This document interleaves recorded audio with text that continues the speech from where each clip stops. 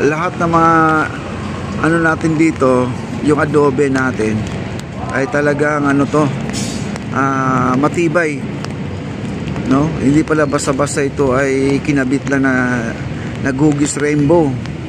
Hindi pala, no? Talagang meron siyang ano, meron siyang quality.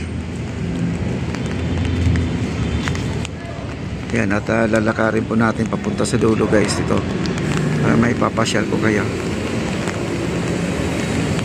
Ayan, oh, ang ganda na po dito guys.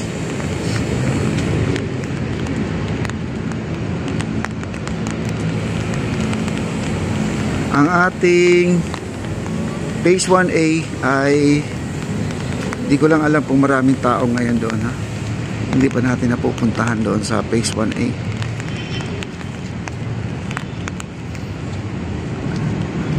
Ayan, fountain natin, ha. Ayan, bukas guys, ha, abangan po natin yung pagbubuhos ng ating ang ating ramp doon sa kabila. Abangan po natin yun. At ipapasyal ko kayo dito, iikot ko kayo.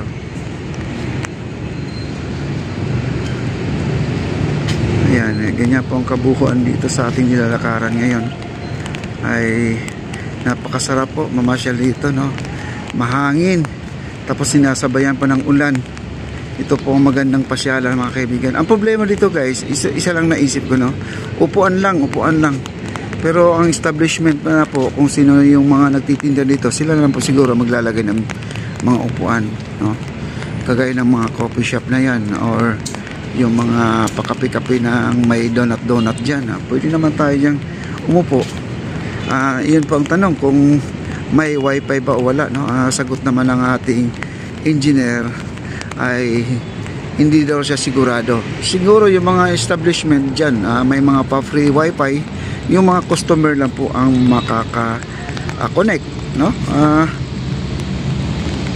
Sana naman po ay lahat daw ay mabigyan ng pagkakataon na magkaroon ng wifi. Hindi kagaya sa Manila City Hall that time, Mayor Isko Moreno ay mayroong free wifi dyan sa may ano. Ang ganda na pala dito guys, oh, inayos na pala nila.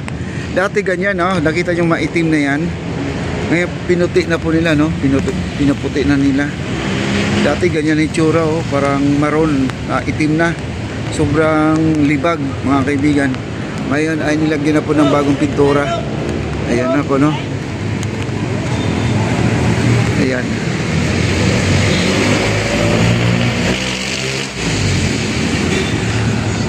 Lakas ng hangin, no? Mas sarap po ang pakiramdam natin dito, nare-refresh po tayo. Ayan po ang ating mga kawani, sila po ay pahinga na. Ayan, sila ay pauwi na doon sa barracks na tinuro ko nung kahapon ba yun? Yung dulong-dulo nito, nandun po ang kanilang barracks, yung kanilang tulugan. Ang Jones Bridge natin, ayan po. Ayan, yung iba naman ay nagpasilong dito sa ilalim ng Jones Bridge kasi umuulan po. Ayun.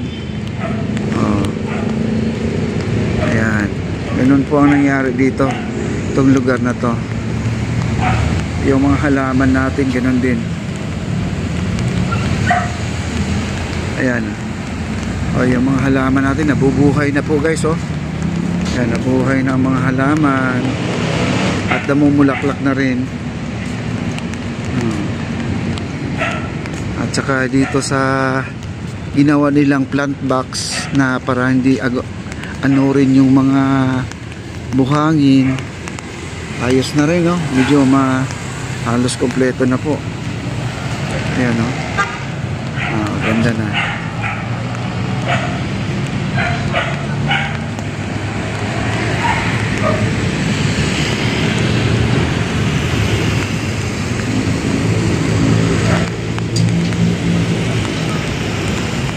Kaya ganito po kaganda po ang ating esplanade. Wala pong namamasyal kasi umuulan. Dati pag walang ulan, ang dami pong tao dito guys. Ayan, may nagtitiktok, may nagsiselfie. may kasamang mga anak, no? Ayan, dito po sila nagano, picture taking. Ayan.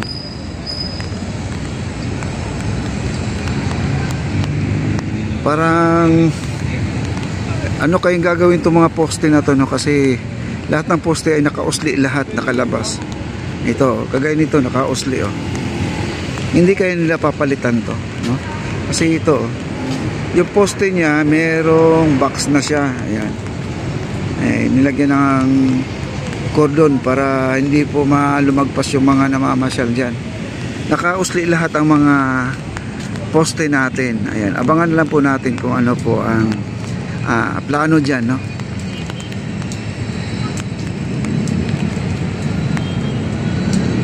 Ang ganda ng ating plasang pasyalan. Ang ating Plaza Mexico pala, no? At ang sabi isasabay daw, isa ngayon ay hindi pa rin naumpisahan. Siguro pag malapit na matapos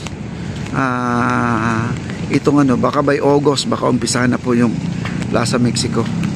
At tinanong na po natin niya sa engineer kung ang Plaza Mexico ay kailan ba umpisahan. Wala po siyang sinabi na kung kailan, no? Pero sa tingin ko by August na siguro yan, kasi ang sabi na by August ito ay maumpisahan, mabuksan na, magkaroon ng mga kainan. At doon sa Plaza Mexico, nandun po talaga ang mga upuan, maraming upuan doon. Doon mamamahinga yung mga namamasyal. At ito, at magkakaroon man ng upuan dito yung mga nagtitinda lang. Siyempre kung saan ka bumili ng kape, doon ka rin uupo sa kanilang establishment, no? Ano lang po yan. Tanong po natin ulit yung Mexico Plaza kung kailan bubuksan ulit yun, no? Tila landscape daw nila yan.